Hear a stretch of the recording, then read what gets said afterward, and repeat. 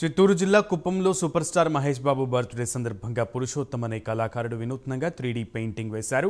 పైన నుంచి మహేష్ బాబు, కింద నీటిలో తండ్రి కృష్ణ వచ్చేలాగా అద్భుతంగా చిత్రీకరించాడు.